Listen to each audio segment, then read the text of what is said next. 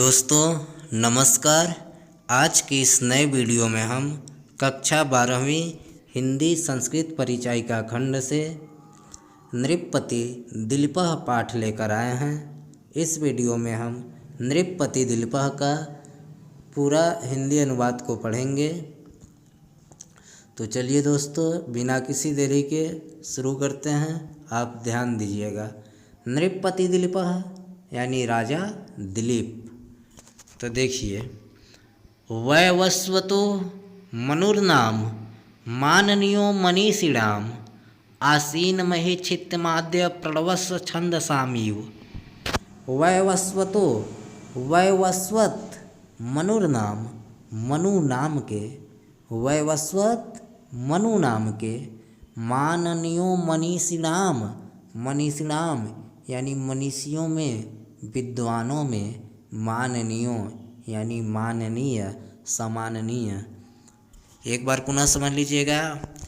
वैवस्वत मनु नाम के विद्वानों में सम्माननीय या माननीय, आसीत हुए, महिच्छिता राजा, आद्य, आद्य का मतलब प्रथम, महिच्छिता आद्य, महिच्छिता यानी राजाओं में आद्य प्रथम आसीत हुए, प्रणवस छंद साम्यु, प्रणवसच छंद साम्यु।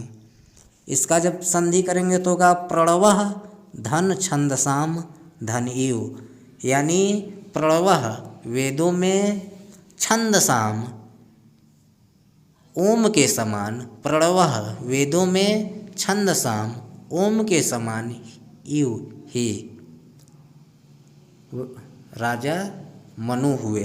एक बार जब पूरा इसका हिंदी अनुवाद तो इस तरह से आप करेंगे कि वैवस्वत मनु नाम के मनीषिणाम माननीयों, विद्वानों में माननीय, महिच्छितामाद्य राजाओं में प्रथम, प्रणवस छंदसामीव वेदों में छंदसाम ओम के समान राजा मनु हुए। समझ गए होंगे। आगे देखिए। तदन्वय, तदन्वय उनके अन्वय वंश में शुद्धिमती, तदन्वय शुद्धिमती प्रसूतः शुद्धिमत्रः दिलीप इति राजेंदुरिंदु क्षीर निधावीव।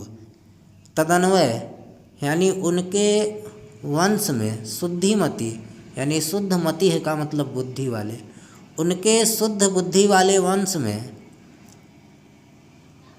शुद्धिमत्रः, शुद्धिमत्रः उससे भी अधिक शुद्ध बुद्धि वाले। एक बार पुनः समझिएगा।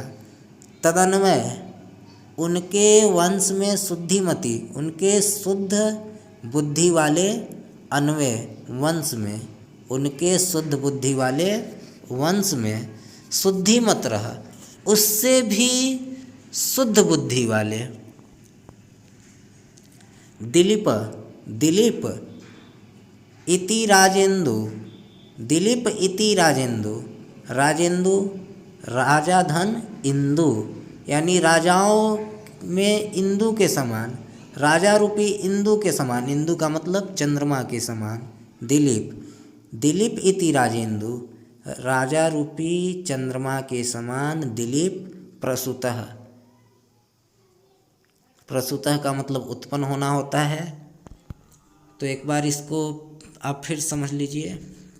तदन्वय शुद्धिमती है, उनके शुद्ध बुद्धि वाले वंश में, शुद्धिमत्रः उससे भी अधिक शुद्ध बुद्धि वाले, दिलीपः दिलीप इति राजेंदु राजा रूपी इंदु दिलीप, या कह लीजिए राजाओं में श्रेष्ठ दिलीप। फिर यहाँ देखिए, इंदु के बाद है फिर इंदु है इधर, क्षीर निधायु, क्षीर निधायु का मतलब क्षीर सागर में इंदु, चंद्रमा के समान, दिलीप, दिलीप प्रसूतः उत्पन्न हुए, जन्म लिए। आप भूले नहीं, इसलिए एक बार और आपको बता देना चाहता हूँ कि उनके शुद्ध बुद्धि वाले वंश में उससे भी अधिक शुद्ध बुद्धि वाले, दिलीप इति राजेंदु राजाओं में श्रेष्ठ दिलीप, इंदु क्षीर निधायु, क्षीर सागर में चंद्रमा के समान ही प्रसूतः उत्पन्न हुए। जैसे क्षीर सागर में चंद्रमा उत्पन्न होता है, उसी तरह राजा दिलीप भी उत्पन्न हुए। अब आगे देखिए, ध्यान दीजिएगा। भीमकांते नृपगूढ़ः स बभू उपजीविनाम अदृश्य च आभिगमय सच यादव रत्नैरिवार्णवः। देखिए, भीमकांत, राजा दिलीप भीमकांत विशाल शरीर वाले, भीम विशाल शरीर वाले, विशाल कांत सुंदर, नृप गुण, नृप मतलब राजाओं के गुणों वाले। एक बार पुनः समझिएगा कि भीम विशालकाय कांत सुंदर नृप गुण, राजाओं जैसे गुणों वाले, स वह बभू उपजीवनाम, इसका जब संधि करेंगे तो होगा बभू धन उपजीवनाम, यानी आश्रितों के लिए, उपजीवनाम यानी आश्रितों के लिए, प्रजा के लिए थे। एक बार पुनः समझ लीजिएगा। विशालकाय सुंदर राजाओं वाले गुणों से युक्त वह बभू उपजीवनाम प्रजा के लिए थे, आश्रितों के लिए थे। अदृश्य चाभिगमय सच, इसका जब संधि करेंगे तो होगा अदृश्य धन च धन अभिगमय धन च। अदृश्य यानी उनका अतिक्रमण नहीं किया जा सकता। राजा दिलीप का अतिक्रमण नहीं किया जा सकता। अतिक्रमण यानी उन्हें वश में नहीं किया जा सकता, उन्हें बंधक नहीं बनाया जा सकता। अभिगमय सच, अभिगमय सच का मतलब वह अवगाहन करने योग्य हैं, यानी उनके पास जाया जा सकता है। राजा दिलीप का अतिक्रमण नहीं किया जा सकता, उन्हें बांधा नहीं जा सकता, उनके पास पहुंचा जा सकता है। अभिगमय सच, उनके पास पहुंचा जा सकता है। ठीक उसी तरह यादव रत्ने रिवार्णवः, इसका जब संधि करेंगे तो लास्ट में है अरणवः, यानी समुद्र। जैसे समुद्र यादव, यादव का मतलब जलचर, यानी जो जल में रहने वाले जलीय जंतु रहते हैं। जैसे समुद्र यादव रत्ने, जैसे समुद्र का यादव जलचर के कारण अतिक्रमण नहीं किया जा सकता, समुद्र को वश में नहीं किया जा सकता, समुद्र को काबू में नहीं किया जा सकता। क्यों? क्योंकि यादव उसमें बड़े बड़े, यादव अर्थात बड़े बड़े जीव जंतु जलचर रहते हैं। रत्ने, किंतु समुद्र में जो रत्न होता है उसके कारण उसका अवगाहन किया जा सकता है, उसके पास पहुंचा जा सकता है। तो राजा दिलीप भी ऐसे ही हैं, जैसे समुद्र है, समुद्र में विशाल जीव जंतु रहते हैं, इस कारण समुद्र का अतिक्रमण नहीं किया जा सकता, किंतु रत्नों के कारण उसके पास पहुंचा जा सकता है। राजा दिलीप भी ठीक ऐसे ही हैं कि वह विशालकाय हैं, उनके अंदर वीरता है, उनके अंदर शक्ति है, उनका कोई अतिक्रमण नहीं कर सकता, किंतु प्रजा उनके पास पहुंच सकती है, उनके पास अपनी पीड़ा को पहुंचा सकती है। आगे देखिए, रेखा मात्रमपि क्षुद्धा मनोवर्तस्नः परम न व्यत्युः प्रजास्तस्य नियंतोरनमय निवृत्त्यः। देखिए, रेखा मात्रमपि यानी रेखा मात्र भी, यानी थोड़ा सा भी, तनिक भी, क्षुद्धा, यहाँ क्षुद्धा का अर्थ होता है क्षुद्धा का अर्थ होता है प्रचलित। मनोवर्तस्नः, मनु के, मनो का मतलब यहाँ मनु के, वर्तस्नः वर्तमनः का अर्थ होता है मार्ग से, परम का मतलब श्रेष्ठ। समझिएगा, रेखा मात्र में भी यानी रेखा मात्र भी, क्षुद्धा प्रचलित, मनुवाक्य वर्तस्न यानी मार्ग से, परम यानी श्रेष्ठ, मनु के परम वर्तस्न श्रेष्ठ मार्ग से, रेखा मात्र भी, छुड़दा का मतलब प्रचलित। तो एक साथ समझ लीजिए कि मनु के श्रेष्ठ मार्ग से, मनु द्वारा प्रचलित श्रेष्ठ मार्ग से या मनु द्वारा बताए गए श्रेष्ठ मार्ग से, परम मार्ग से, रेखा मात्र भी थोड़ा सा भी न व्यत्यु प्रजा स्तस्य, प्रजा विचलित नहीं होती थी। या ऐसे कह लीजिए कि मनु द्वारा बताए गए श्रेष्ठ मार्ग से या मनु द्वारा प्रचलित, मनु द्वारा चलाए गए श्रेष्ठ मार्ग से रेखा मात्र भी वहाँ की प्रजा विचलित नहीं होती थी। उस मार्ग का, उस रास्ते का, उस आदर्श का रेखा मात्र भी उल्लंघन नहीं करती थी। नियंतुर नमे में वृत्त्या, क्योंकि वह नियमों की पालन करने वाली थी। जो राजा दिलीप की प्रजा थी वह परंपरा का पालन करने वाली थी। आगे देखिए, आकार सदृश प्रज्ञः, प्रज्ञा सदृश गामः, आगमय सदृशारंभ, आरंभ सदृश्योदयः। इसका हिंदी अनुवाद जानिए। आकार सदृश प्रज्ञा यानी आकार के सदृश समान ही, प्रज्ञा बुद्धि वाले हैं। वह राजा दिलीप अपनी आकार के समान ही, अपने विशालकाय शरीर के अनुरूप ही प्रज्ञा बुद्धि वाले हैं। प्रज्ञा सदृशागामः, और उनकी बुद्धि सदृशागमः, और वे अपनी बुद्धि को आगमः वेद शास्त्रों के अध्ययन में लगाते हैं। एक बार पुनः समझ लीजिएगा कि वह राजा दिलीप अपने विशालकाय शरीर के समान ही, अपने आकार के समान ही बुद्धि वाले हैं। यानी जितना विशाल उनका शरीर है उतनी ही तीव्र उनकी बुद्धि है।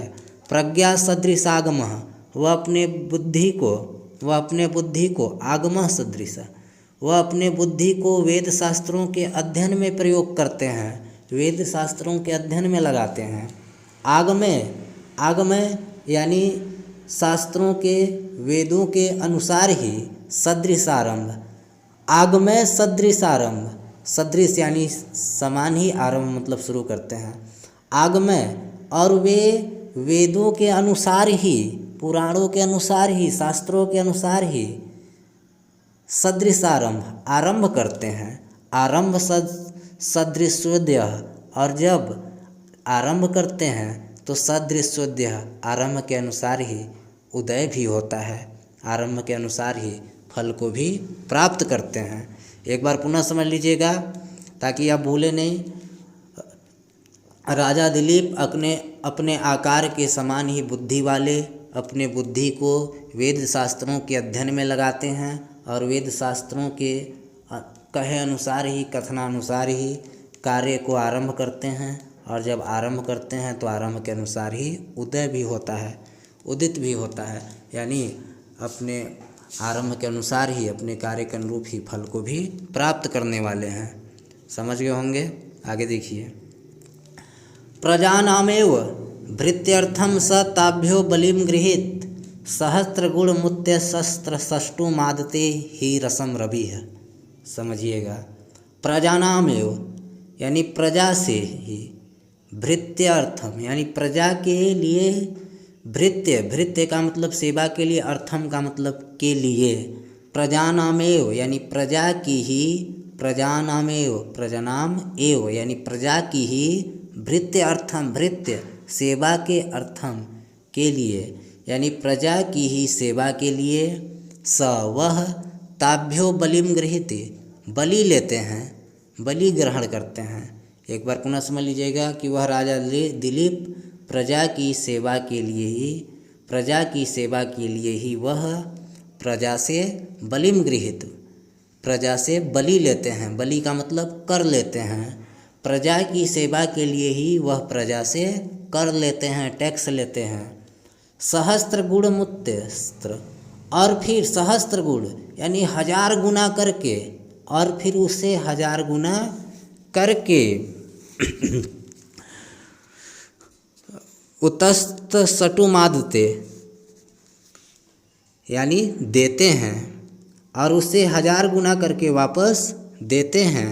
ही रसम रवि जैसे रवि सूर्य रसम जल लेता है, जिस प्रकार सूर्य जल लेता है। एक बार पुनः समझ लीजिएगा ताकि आप ना भूलें कि प्रजा की सेवा के लिए ही वह प्रजा से बलि अर्थार्थ कर लेते हैं और उसे फिर 1000 गुना करके वापस देते हैं। ही रसम रवि जैसे रवि यानी सूर्य रसम रस अर्थार्थ जल लेता है। जब पृथ्वी से जल सूर्य ग्रहण करता है तो कम ग्रहण करता है, खींचता है और उसे कई गुना करके वापस पृथ्वी पर वापस कर देता है। उसी प्रकार से राजा बलि हैं जो प्रजा से कर तो लेते हैं लेकिन उसी कर को प्रजा के हित में ही खर्च कर देते हैं।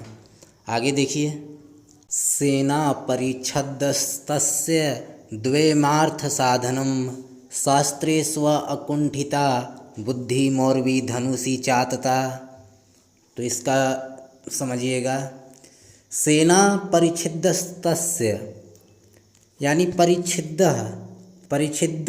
तस्य यानी उनका उपकरण थी। सेना यानी सेना, तस्य परिच्छिद यानी जो राजा दिलीप की सेना थी, तस्य उसकी परिच्छिद मात्र एक उपकरण थी, यानी उसकी सेना उसके लिए मात्र दिखाने के लिए थी, शोभा के लिए थी। द्वयमेवार्थ साधनम, द्वय यानी दो, अर्थ साधनम अर्थ के द्वयमेव दो ही साधनम साधन थे, उनके तो अर्थ के मात्र 2 ही साधन थे। एक बार पुनः समझ लीजिए कि जो राजा दिलीप की सेना थी, तस्य सेना जो उनकी सेना थी, परिच्छिद वह तो मात्र दिखाने के लिए थी, शोभा के लिए थी। द्वयमेवार्थ साधनम उनके द्वय 2 ही अर्थ साधनम अर्थ के साधन थे। शास्त्रे स्व अकुंठिता, पहला शास्त्रे शास्त्रों में अकुंठिता बुद्धि यानी तीव्र बुद्धि। पहला जो उनकी साधन थी वो थी शास्त्रों में अकुंठिता बुद्धि, तीव्र बुद्धि। मौर्वी धनुषी चातता, और जो दूसरी थी मौर्वी यानी प्रत्यंचा धनुषी चातता, और दूसरी धनुष पर चातता चढ़ी हुई मौर्वी यानी प्रत्यंचा। एक बार और आप समझ लीजिए, उस राजा दिलीप की सेना मात्र शोभा के लिए थी, उनके 2 ही अर्थ के साधन थे। पहला शास्त्रों में उनकी कुशाग्र बुद्धि और दूसरा धनुष पर चढ़ी हुई प्रत्यंचा। समझ गए होंगे, आगे देखिए। तस्य संवृत्त मंत्रस्य गूढ़ाकारिंगितस्य च फलानुमेया प्रारंभा संस्कारः प्राक्तना इव। तस्य उनका संवृत्त मंत्रस्य का मतलब गुप्त, संवृत्त यानी गुप्त, मंत्रस्य यानी मंत्रणा वाले, मंत्रणा मतलब बातचीत वाले, योजना बनाने वाले। तस्य संवृत्त मंत्रस्य वह गुप्त मंत्रणा वाले थे। गूढ़ कार्य अंगितस्य, गूढ़ कार्य गुप्त आकार वाले, अंगितस्य तो यहाँ जब होगा इंगितस्य इंगितस्य यानी संकेतों वाले, तो समझिएगा। तस्य संवृत्त मंत्रस्य उनकी, या वह राजा दिलीप, तस्य मतलब उनका होता है, उनकी गुप्त मंत्रणा, गुप्त आकार, इंगितस्य और संकेतों वाले, इंगितस्य च और संकेतों वाले राजा दिलीप फलानुमेया प्रारंभ, किसी भी चीज़ को प्रारंभ करते फलानुमेया तो उसके फल का अनुमान हो जाता था कि वह कार्य जरूर सिद्ध होगा। संस्कारा प्राक्तना इव, प्राक्तना का मतलब पूर्व जन्म के, जैसे पूर्व जन्म के संस्कारा इव संस्कार प्रकट होते हैं, वैसे ही राजा दिलीप जब कोई कार्य प्रारंभ करते तो उससे पहले ही उसका सफल होने की अनुमान हो जाता है।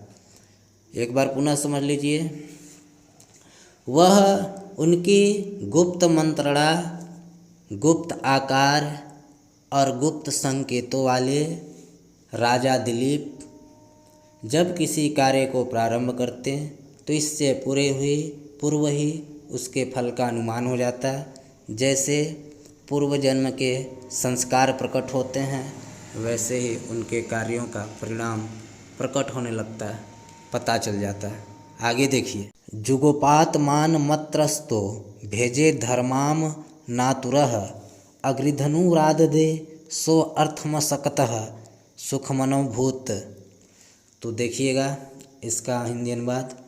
जुगोप का मतलब होता है रक्षा करते थे। आत्मनम यानी अपनी।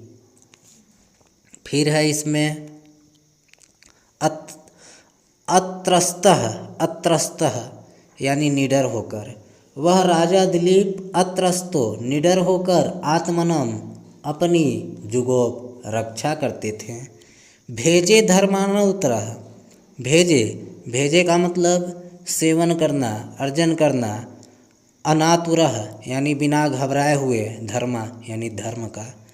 अनातुरः धर्मा भेजे, अनातुरः और बिना घबराए हुए, धर्मा भेजे धर्म का भेजे, सेवन करते थे, पालन करते थे। एक बार पुनः समझ लीजिए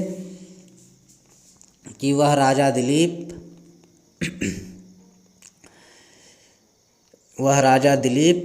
अत्रस्तः निडर होकर आत्मनम अपनी जुगोप रक्षा करते थे। धर्माम अनातुरः, यहाँ अनातुरः का मतलब बिना घबराए हुए, धर्माम धर्म का, भेजे सेवन करते थे, पालन करते थे। अग्रिधनुराददे, अग्रिधनु का मतलब होता है लोभ रहित होकर। अग्रिधनु लोभ रहित होकर यानी बिना लोभ के, बिना लालच के। आददे सो अर्थम धन संग्रह करते थे। सो अर्थम यानी अर्थ को, धन को संग्रह करते थे, इकट्ठा करते थे। और लोभ रहित होकर सो अर्थम धन संग्रह करते थे, धन संचित करते थे। असक्तः सुखमनोभूत, और यहाँ पर आसक्ति रहित होकर यानी बिना किसी आसक्ति के, बिना किसी आकर्षण के, सुखमनोभूत सुख का अनुभव करते थे। एक बार पुनः समझ लीजिए पूरा, ताकि आप न भूले कि वह राजा दिलीप निडर होकर अपनी रक्षा करते थे और बिना घबराए हुए धर्म का पालन करते थे, बिना लालच के धन संचय करते थे और बिना आसक्ति के सुख का अनुभव करते थे। आगे देखिए, ज्ञाने मौनम, वह राजा दिलीप ज्ञान रहकर भी मौन रहते थे। क्षमा सक्तो, शक्ति होकर भी क्षमा कर देते थे। वह राजा दिलीप ज्ञान होने पर भी मौन रहते थे। क्षमा सक्तो, शक्ति होने पर भी क्षमा कर देते थे। त्याग यानी दान। शलाघा विपर्य, और दान देते समय शलाघा विपर्य, प्रशंसा रहित रहते थे। दान देते समय अपनी तारीफ नहीं कराते थे, नहीं सुनते थे, प्रशंसा से रहित रहते थे। एक बार पुनः समझ लीजिए इस पंक्ति को कि वह राजा दिलीप ज्ञान होने पर भी मौन होते थे, शक्ति होने पर भी क्षमा कर देते थे, मौन रहते थे। ज्ञान होने पर भी मौन रहते थे, शक्ति होने पर भी क्षमा कर देते थे, और दान देने पर प्रशंसा से रहित रहते थे, दूर रहते थे। गुणानो बंधित्वात् तस्य सप्रस्वायु। गुणा, उनके यह गुण, गुणानुबंधित्वात्, गुणानु यानी गुण के आश्रय, जिनके अंदर गुण हो, यानी राजा दिलीप, उनके यह सब गुण गुणानुबंधित्वात्, राजा दिलीप से इसी प्रकार बने हुए थे। उनके यह सब गुणों के आश्रय राजा दिलीप से इसी प्रकार बने हुए थे। तस्य सप्रस्वायु, जैसे यह सब गुण सप्रस्वायु उनके सहोदर हों, सप्रसवा हो, साथ ही जन्म लिए हों। यानी राजा दिलीप के अंदर जो भी सर्वोच्च गुण थे वह राजा दिलीप से इसी प्रकार बंधे हुए थे आपस में, जैसे यह गुण राजा दिलीप के साथ ही जन्म लिए हों। आगे देखिए, अनाकृष्टस्य विषये विद्यानां पारदृश्वनः तस्य धर्मते रासीद वृद्धत्वं जर्साविना। समझिएगा, अनाकृष्टस्य यानी आकृष्ट न होने वाले थे, विषय में, वह राजा दिलीप इस सांसारिक विषयों की ओर आकृष्ट न होने वाले थे। विद्यानां पारदृश्वनः, किंतु विद्या में पारंगत थे। एक बार पुनः समझ लीजिए कि वह राजा दिलीप इस सांसारिक विषयों की ओर आकृष्ट होने वाले नहीं थे। विद्यानां पारदृश्वनः, किंतु विद्या में पारंगत थे, निपुण थे। तस्य धर्मरतेरासीद, तस्य धर्मरतेरासीद, और धर्म में रत रहने के कारण, और धर्म में लगे गए रहने के कारण, धर्म का पालन करने के कारण, वृद्धत्वम जर्साविना, तस्य वृद्धत्वम जर्साविना, उनका वृद्धत्वम वृद्धावस्था, जर्साविना यानी बुढ़ापा के बिना ही आ गया था।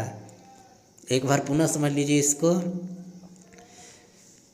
कि तस्य धर्मरतेरासीद, उनका धर्म में लगे रहने के कारण, तस्य वृद्धत्वम उनकी वृद्धावस्था, जर्साविना बुढ़ापा के पूर्व ही वृद्धावस्था आ गई थी।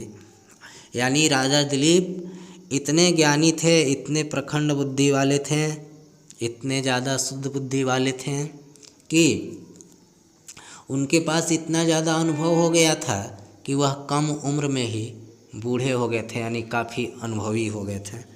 आगे समझिए,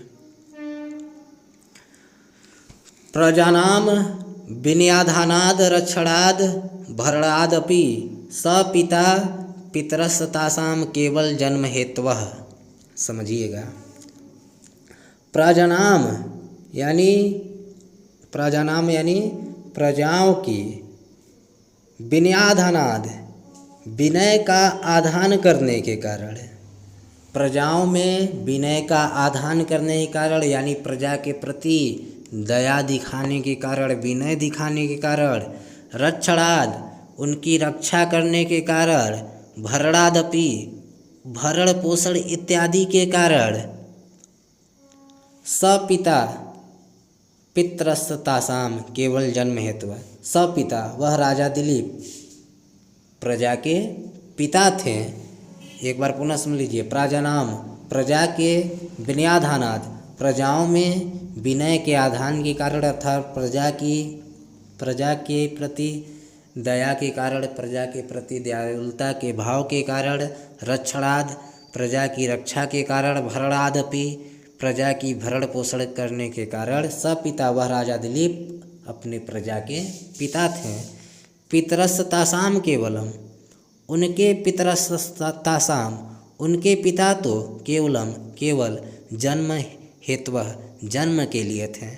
यानी जो उनकी प्रजा थी, उन प्रजाओं की जो अपनी पिता थी वो मात्र जन्म के लिए थी, और असली पिता राजा दिलीप थे, क्योंकि वे ही अपनी प्रजा का पालन पोषण करते थे। आगे देखिए,